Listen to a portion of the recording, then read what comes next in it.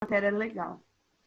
Fácil, né? É que vocês veem tanto, vocês estudam em geografia, em biologia, né? Aí vai guardando bastante. E cai muito, viu?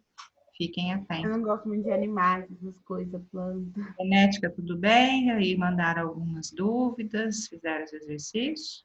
Ou não deu tempo ainda?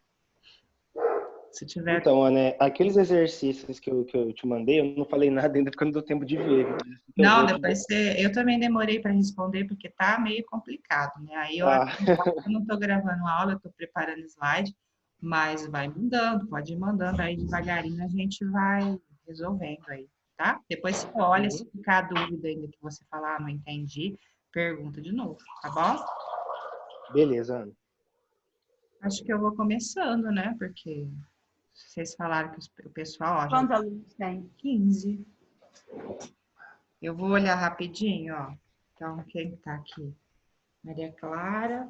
O Eduardo teve 14 agora, a primeira. Tinha Então, 14? é, acho que era isso. É, o pessoal às vezes vai acordando, né? A Bianca, eu já anotei. João Lucas. Eu vou anotar aqui, só para ter. Depois, se eu for ter que fazer uma nota de participação, é claro que quem está participando da aula merece uma nota maior, concorda? Sim. Né? Tem gente que está dormindo e vocês estão acordando cedo fazendo aula, ué. Merecido, né? Eu vou anotar aqui rapidinho, a Vitória eu já anotei, e a outra Vitória. A Vitória acho que estão as 3, né? São 3? 3 ou 4? 4, não, 3. Tá faltando uma, né? Hoje. Tá. A Espanhola, a Teixeira e a Nozella. A, E no, a Caroline, são 4. a Nozela tá aí, a Espanhola tá? Não tá? A Teixeira que não tá, é isso? Não, tô aqui. Tá? Então é a Caroline que não está. As 4 estão. Ah, então, Também, Ana. então tá bom. Então eu confundi. É muita Vitória na minha cabeça, né? Ó, vou começar então, tá bom? Vou compartilhar a tela aí, vocês me falam se vocês estão visualizando.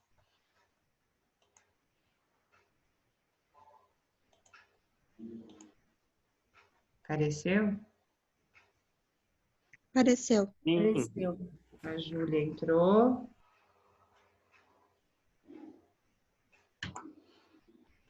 Então, ó, na continuação aí, inversão térmica, o nome já te dá uma dica, né?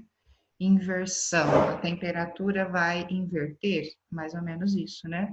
Então, eu fiz a figura aqui para a gente poder estar associando. Ó. Então, você tem lá, numa situação normal, você tem o Sol aquecendo a superfície da Terra. Aí, o que vai acontecer? O ar vai ficar quente.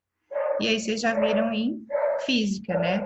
O ar quente é leve, sobe, e o ar frio daqui de cima é pesado, desce. Então, vai fazer uma troca de massa de ar, né? Vai fazer um ventinho, um movimento de ar. Então, se tiver algum resíduo, que normalmente tem, poeirinha, sujeirinha, resíduo, esse ventinho leva, né? Esse movimento da massa de ar vai favorecer bastante, né? Então, num fluxo normal. Com a inversão térmica, o que acontece? E por que vai inverter? Primeiro, porque é inverno. E no inverno a gente já sabe que a radiação chega bem inclinada, né? Embora a gente não tenha um inverno tão rigoroso, mas acontece de estar mais frio. Essa semana, por exemplo, né? Já está mais frio. Então já está frio. Então já vai aquecer menos a superfície. E aí associa com a poluição, tá? Na cidade grande principalmente, né? Onde tem mais indústria, mais trânsito, mais poluentes. Aí vai formar uma camada de poeira, de resíduo, e aí aquela radiação que já está mais fraquinha porque é inverno, vai chegar com menos incidência ainda na superfície. Então o ar, ao invés de ficar quentinho, vai ficar frio, e o ar frio é pesado, ele não consegue fazer a troca. Então ele permanece aqui na superfície, E vai ter ar quente mais na parte de cima, onde a radiação começou a aquecer um pouquinho. Então, esse ar sobe e não desce. Então, não vai ter essa troca de massa de ar, vai ficar aquele poluente, aquele resíduo, tudo parado, né? Ruim isso? Péssimo, porque vai ficar acumulado poeira, sujeira, bactéria, vírus, aumenta o problema de doenças, respiração, né? Problemas respiratórios, tudo isso vai afetar o indivíduo. Ué, Ana, e aí, não vai acabar nunca isso? Se quando o inverno terminar, né? Aí a temperatura aumenta um pouquinho, aí a radiação atinge um pouquinho mais incidência maior aí na superfície. Aí às vezes chove, né? Vem a estação chuvosa, aí a chuva ajuda a limpar esse ar, aí a situação pode se restabelecer, tá? Mas enquanto é inverno e se tiver muita poluição, a situação da inversão se mantém, tá? Então, inversão no sentido de que não vai ter essa sequência normal de ar quente embaixo, ar frio em cima, e não vai ter essa troca, certo? Eles citam muito, gente, eu não lembro esse material de vocês, mas eles chamam de efeito smog, smog de fumaça, acho que cigarro, né? Fica aquele monte de poluente parado. E é muito citado a Inglaterra, né? Porque tem aí a época da Revolução Industrial, né? Aquele monte de fagulha, de resíduo que foi lançado na atmosfera. Então, eles citam muito a Inglaterra, certo? Se o problema é a poluição, qual seria a solução? O que vocês acham? Tem solução? Diminuir o nível de poluente, né, na atmosfera. Isso, diminuir os poluentes. Ah, como que faz? Tem aquela opção dos filtros, né, que a gente falou no monóxido, vocês lembram? Instalar filtros nas indústrias para reduzir os poluentes que são lançados na atmosfera. Pode citar aqui, gente, o rodízio de carros, porque aí diminui o número de resíduos lançados na atmosfera, né? Então, preferir os transportes coletivos, né? Porque aí as pessoas vão usar menos carro. Então, tudo que reduz poluição vai entrar aqui na solução para a inversão térmica, tá bom? Então, aqui, ó, é o que a gente teria de visão de um lugar que possa estar tendo a inversão térmica. Já é frio, né? A época fria, e aí os poluentes não deixam a radiação chegar, então vai ficar tudo parado ali. Então, quem tem problemas respiratórios vai ficar pior ainda, né? Então, aí mostra a mulher de máscara, né? E evitar, às vezes, circular nessas áreas quando a situação está bem precária, ok? Então, a causa é o inverno associado à poluição, porque aí vai diminuir a incidência da radiação e não vai aquecer o ar na superfície. E aquele não vai ter formação de ventos, troca de massa de ar, a poluição fica parada. Então, essa é a causa. E a consequência seria os problemas respiratórios. E a solução, diminuir a emissão dos poluentes. Aí cita os filtros, diminuir trânsito, carros, né? Camada de ozônio, que é aquela importantíssima, né, que a gente estuda, que igual o efeito estufa. O efeito estufa é importante porque ele mantém a temperatura da Terra, só que ele está ficando prejudicial. Quem que entrou agora? João Gabriel, acho. É isso? É João Gabriel? Esqueci o nome agora. A camada de ozônio, ela filtra a radiação ultravioleta, que é uma radiação extremamente perigosa, cancerígena, né? Então, quando a gente estuda a formação da Terra, né, a formação dos primeiros seres vivos, eles citam muito que se não tivesse formado o ozônio, talvez não teria vida na Terra. Tal como o oxigênio é importantíssimo, porque ele é usado na respiração para fazer energia, o ozônio também. Então, o ozônio filtra a radiação ultravioleta e favoreceu, né, no princípio aí, o desenvolvimento das células, sem riscos de alteração no DNA, porque pode alterar o DNA, causar o câncer, né, e a espécie morrer, né? Então, ele é extremamente importante, a camada de ozônio. E ela fica nas camadas altas da atmosfera. A gente representa por O3, tá? Na verdade, é uma reação química de átomos de oxigênio, tá? Com a radiação ultravioleta que formam o O3. Então, a radiação, ela faz a reação química e não atinge o planeta, entendeu? Daí a importância do ozônio. Se não tem formação de ozônio, a radiação passa a atmosfera e chega no planeta e atinge e prejudica os seres vivos, tá? Então, primeiro, a função do ozônio, né? Que é filtrar os raios ultravioletas do Sol. Segundo item, ele está sendo um problema? Sim, porque ele está sendo destruído, né? Não está tendo ozônio. Então, quando eles citam assim, tem buracos na camada de ozônio. Então, a gente imagina um buraco igual na Terra, assim, mais ou menos. O que é o buraco? É a falta do ozônio. Então, tem áreas que tem ozônio e tem áreas que não tem. Onde não tem, eles chamam de buraco. Está faltando ozônio, tá? Então, aqui está mostrando como que se forma o ozônio. A radiação ultravioleta, ela vai juntar as moléculas de oxigênio e formar o O3, tá vendo? Então, aqui forma o ozônio. Então, o ozônio lá na camada alta, de certa forma, vai formar esse filtro aí da radiação, tá? Aí, existe um gás, que é o CFC, clorofluorcarbono ou clorofluorcarboneto, que ele é lançado, né, na superfície, ele sobe para as camadas altas da atmosfera, aí ele vai reagir com o ozônio, tá vendo? Os átomos de cloro destroem o O3 e volta a formar O2 e libera o oxigênio de novo. Então, são áreas onde não tem mais o ozônio, que é o buraco, tá certo? Então, qual é a causa? A causa do problema é a emissão de CFC, clorofluorcarbono, que destrói o ozônio, tá? Então, aqui, ó, é uma imagem muito comum, que é na Antártida. Então, essa mancha em azul, tá vendo? Foi no decorrer dos anos, ó, de 79, 89, 2006, 2010. A mancha azul, ó, foi aumentando, que são áreas que, imagens de satélites, né, que eles conseguem aí por coloração, né, para a gente visualizar como que esse buraco na camada de ozônio foi aumentando ao longo das décadas aí. E por que na Antártida? Por causa do deslocamento de massa de ar. Às vezes os ventos, né, vão levando o CFC para determinadas áreas, aí ele vai se concentrando e prejudica mais determinadas áreas. Mas é geral, viu, gente? É que ali é uma área extremamente afetada, tá? Então, tá com muita falta de ozônio. E o CFC vem de onde? Ó, eu coloquei aqui, né? Não sei se vocês lembram das embalagens sprays, aerosóis, porque tem o líquido aí, tem que ter uma pressãozinha aí para o líquido sair, tem que ter um gás. Então, é o CFC que eles usavam, pelo menos, né? A gente sabe que nas freezers, geladeiras, também tem um gás, CFC também. Ana, Oi? o meu tá travando, tipo assim, eu não tô te escutando. Eu não sei se é a minha internet ou se é, tipo, é de todo mundo que tá acontecendo isso. Estão me ouvindo?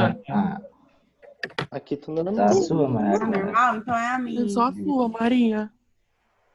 É porque às vezes a minha oscila e atrapalha. E se acontecer, vocês me avisam, às vezes eu espero um pouquinho, né? Fica melhor, né? Melhorou, Maria Clara? Aham, deve ser a minha, então. Às vezes dá uma osciladinha, né? Mas pode avisar aí que eu volto se O que precisar. você falou? Esse slide aqui que tá aqui, tá? Eu Esse falei, foi o último, né, que você deu. aqui eu mostrei da Antártida, Aham. né? Que é onde vai se deslocando o CFC, que é uma área muito afetada. E de onde vem o CFC? Então, ele vem das embalagens de sprays, aerosóis, tá? Eles colocam o gás CFC para dar a pressão, né? E sai o líquido. Nos freezers, geladeiras, também tem um gás. Não sei se vocês já viram, às vezes para de funcionar a geladeira, o técnico vem e fala, tem que trocar o gás.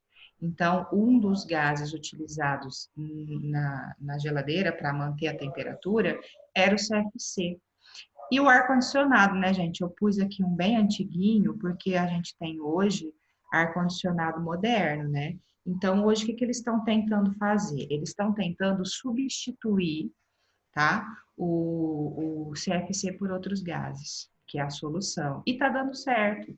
Então, hoje em dia, hoje nem tanto, né? Porque a gente já saiu um pouco dessa fase crítica, mas nas embalagens de perfumes, aerosóis, desodorantes, mesmo inseticidas, eles colocavam uma observação: não contém CFC, não agride a camada de ozônio.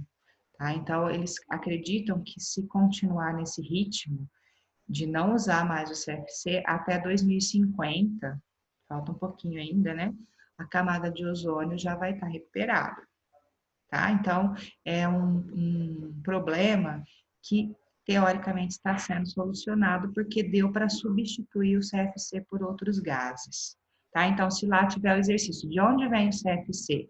Pode colocar de freezer, geladeiras, sprays, embalagens aerosóis e ar-condicionado, tá? Então, a solução é substituir o CFC por outros gases, e aí essa reação química que eu mostrei aqui, né? Ela vai retomar a radiação ultravioleta, vai reagir com as moléculas de oxigênio e formar ozônio de novo.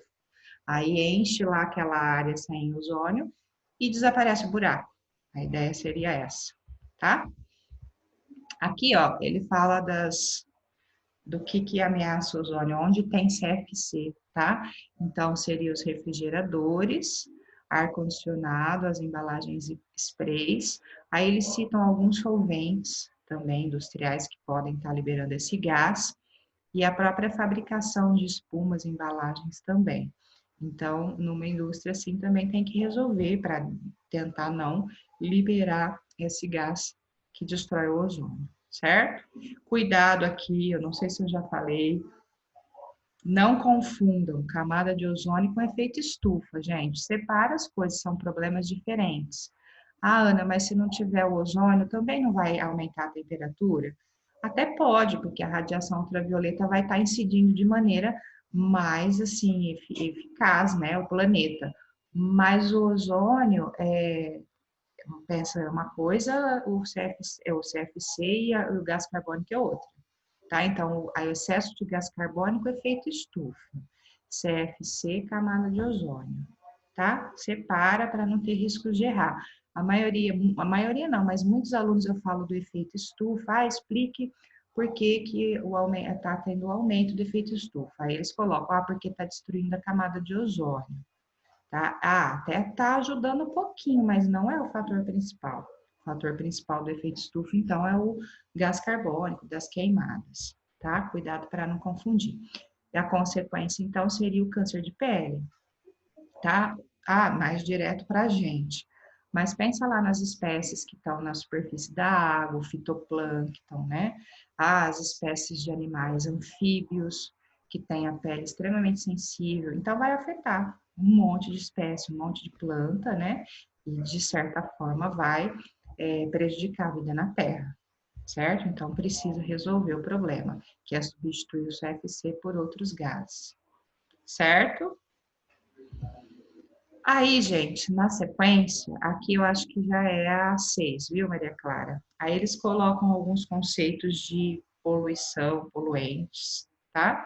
De poluentes biodegradáveis, né? O termo poluição, ele se refere a qualquer substância química que está mudando o ambiente, tá? Então, o ambiente, ele vai estar com as suas propriedades químicas, biológicas alteradas. Por quê? Porque teve uma mudança nesse ambiente, que foi causada pelo poluente. Então, o poluente é a substância química que levou à poluição. Aí, com a poluição, mudou, então, aquele ambiente, ele não está mais favorável para determinadas espécies, tá? E esses poluentes, ó, eles podem ser biodegradáveis, vida, degradáveis, que vai degradar, desaparecer, decompor rápido, certo? O que é um poluente biodegradável? Ó, o esgoto que tem restos orgânicos. Só que detalhe, né? É tanto esgoto que joga no rio, que joga no mar, que também não dá tempo de degradar isso e o rio ficar limpo, né, gente? Porque até se fosse uma quantidade pequena, a gente não precisava se preocupar. Mas imagina o tanto de esgoto que é produzido diariamente. Pensar no Brasil, sei lá, no mundo, e isso vai chegar no rio e no mar. Então, embora ele seja um poluente biodegradável, a própria natureza, as próprias bactérias e fungos não dá tempo de acabar com isso, Então, vai poluindo muito, tá? Mas é biodegradável. E então, a gente escuta muito hoje, eles estão tentando descobrir a fórmula de uma sacolinha biodegradável, porque a sacolinha, que é um problema ambiental, ela é feita de derivados do petróleo, né? Ela demora anos para decompor. Então, se eles conseguirem uma sacolinha biodegradável, ela decompõe rápido. E aí não afeta lá, né? Que a tartaruga se enrosca na sacolinha e morre afogada, né? Os peixes, então aí diminui bastante o problema. Então, tudo que é biodegradável é bom para o planeta, tá? Porque decompõe rápido. Ana, volta um. Esse Não, outro. aqui é só a diferença de poluição, Aí, pronto. tá? Aqui, ó, eu coloquei um poluente não degradável, bem comum, que é o petróleo. Então, quando tem derramamento de petróleo, um impacto ambiental gravíssimo, porque o óleo se espalha rápido, porque ele fica na superfície da água, né? Ele é menos denso. Qualquer movimento da água, ventinho, vai espalhando esse óleo. E ele vai demorar muito para degradar, e vai ter contato com as espécies, e as espécies vão morrendo. Peixes absorvem pelas brânquias e vão morrer. Aves, tá vendo? Essa aí, ó, as penas encharcam, além dela não conseguir esse movimento, fica pesada, afoga, ela não controla mais a temperatura do corpo, elas morrem por hipotermia, tá? Aí cita também o mercúrio, então esses metais pesados, né, que vêm das indústrias, do garimpo, no caso o mercúrio, são extremamente tóxicos, poluentes, cancerígenos também, e não degradam rapidamente. Então, são problemas graves, né? Por isso que tem aí, às vezes, né, multas e fiscalização em cima. Aí derrama petróleo, um monte de gente vai lá de voluntário, eles põem boias para tentar segurar aquilo, aspirar, retirar do ambiente, porque é um problema bastante grave, né? Tivemos aí no começo, fim do ano, né?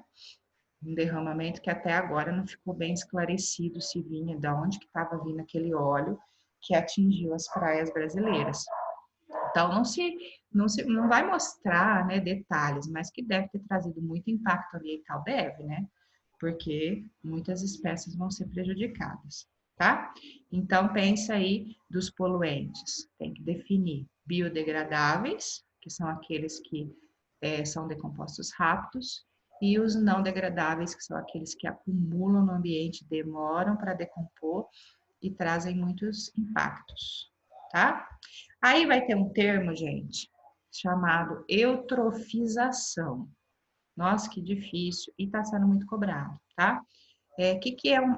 Acontece na água? Eutrofização das águas, tá? O que é isso? Excesso de alga. Ana, mas alga não é bom? Alga não é o pulmão do mundo? Alga não faz fotossíntese, libera oxigênio? Sim, só que não em excesso. Tudo que é demais atrapalha, vocês já viram isso? Até dinheiro, né? Que é demais atrapalha. Vai falar que não, mas geralmente sim. Estudar demais, cuidado, viu? Vai atrapalhar, porque tem que ter as horas de lazer, de descanso, né? E as algas também é assim. Alga demais atrapalha. Por quê? Ó, imagina uma quantidade de algas imensa na superfície da água. Vai formar uma camada grossa. A radiação solar não entra. Aí vai diminuir a quantidade de algas que não vão fazer fotossíntese no fundo e vai diminuir o oxigênio da água. E aí os seres vivos que precisam desse oxigênio começam a morrer. Tá mostrando aqui, tá? E por que essa alga fica em excesso? Esgoto. Ó, tá mostrando aqui, ó. Se o esgoto não é tratado, a matéria orgânica que eu falei que é jogada diariamente em grandes quantidades no rio ou no mar, ela vai funcionar como um adubo, gente, na água. Porque o composto orgânico, ele tem nitrogênio, tem átomos de fósforo, e isso é um adubo, como se fosse um adubo. Então, as algas, encontrando essa disponibilidade, esse excesso de nutrientes, elas começam a se reproduzir, né? Vai reproduzindo, reproduzindo, reproduzindo, vão ficar em excesso. Além do esgoto, ó, esses nutrientes, eles podem vir de fertilizantes. Os fertilizantes que são usados no solo, né, na plantação, pela água da chuva, vão ser levados para o rio, para o mar, para a lagoa, né, para o lago, e aumentar a quantidade de nutrientes orgânicos aí, e as algas vão ficar em excesso, tá? Então, um rio eutrofizado, um mar eutrofizado é com excesso de algas, tá? E aí o sol, a radiação não penetra como devia, vai influenciar nas camadas mais inferiores, né? Que tem as algas lá fixas no substrato, elas também não vão conseguir fazer fotossíntese, vai diminuir o oxigênio. E essas algas aqui, ó, elas respiram também, então elas vão começar a consumir mais oxigênio. Então vai diminuir muito a concentração de oxigênio, começa a morrer peixes e os demais seres vivos que estão ali na água, ok? Então aqui, ó, é uma entrada de esgoto, né? Talvez, sei lá, um rio, não sei se mar aí, mais verdinho em cima, excesso de algas, tá? As algas variam de acordo com a coloração, mas aqui são algas verdes, ó. Então ele forma tipo uma gosma. E aí a radiação solar não penetra. E essas algas estão consumindo muito mais oxigênio do que numa situação normal. Porque numa situação normal elas consomem, mas elas produzem muito. Como está em excesso, vai usando mais oxigênio, vai diminuir a oxigenação da água. Tá? Então aqui está mostrando os fertilizantes, que também podem ser levados para a água, e aí levar o excesso de algas. Tá vendo? Aí mata o peixe. Ele não vai ter oxigênio suficiente. Não sei se vocês já viram em jornal, né? Televisão. Às vezes aparece aquela superfície da água cheia de peixe morto, né? Uma situação triste, mas é por conta disso. Por conta da falta de oxigênio. Tá vendo? Aqui é uma área, ó, a água. Uma área eutrofizada, que não está totalmente eutrofizada. Então, numa área assim, a radiação até penetra. Então, aqui vamos dizer que está começando, né? Não está totalmente eutrofizado ainda a área. Qual é a solução, então, se o problema... Oi? Você pode voltar 2 slides da causa? Aqui? Da frente. Que além do esgoto, então a causa seriam os fertilizantes também, são levados para as águas. Pode mudar, obrigada. Então, a solução, gente, é tratar o esgoto. Porque esse esgoto, quando tratado, ele vai ser levado das residências para muitos tanques. E um dos tanques, eu não sei se vocês já estudaram isso com detalhe ou se vão lembrar, ele contém bactérias. Bactérias que aumentam a decomposição. Então, é um tanque de aeração, aí tem uma hélice que fica girando para aumentar a oxigenação, aí coloca bactérias ali que decompõem a matéria orgânica, e a sujeira vai diminuindo, os resíduos vão afundando, e quando esse esgoto, então, for lançado no rio ou no mar, ele está, teoricamente, limpo.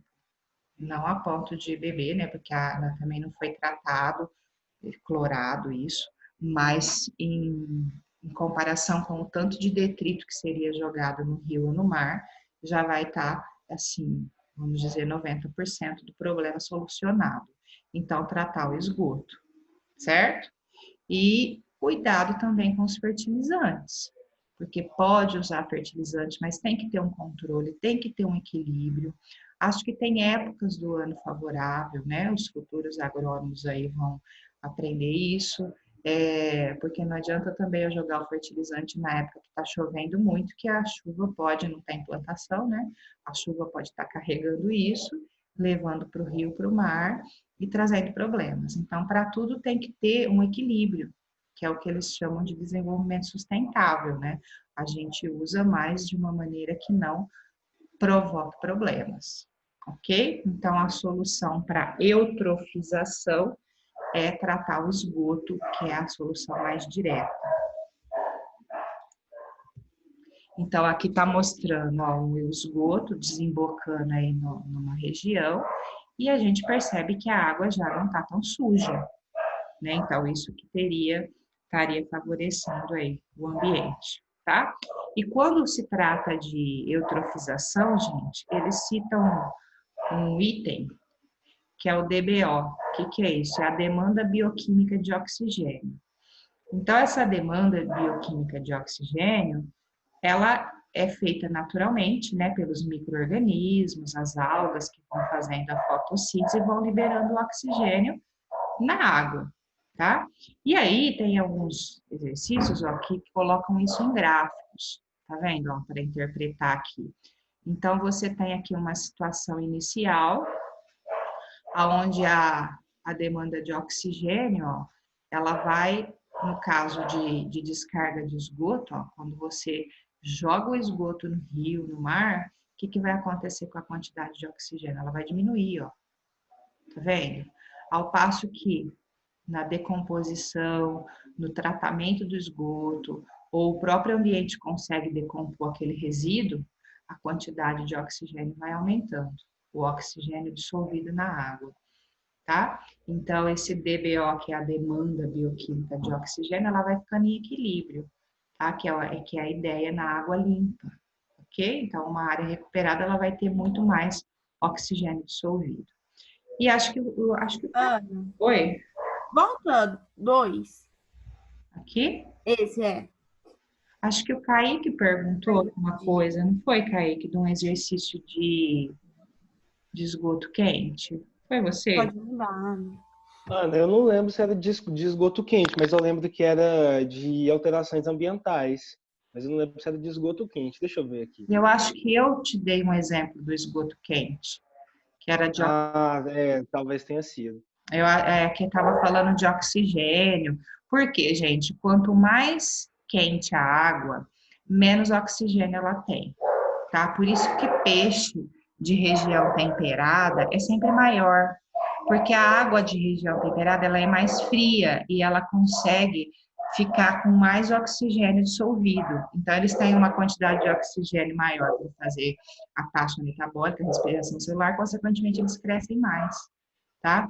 Então, é claro que a gente mora em águas tropicais, né? As espécies já estão adaptadas a isso, o DNA, a seleção natural vai meio que moldando isso.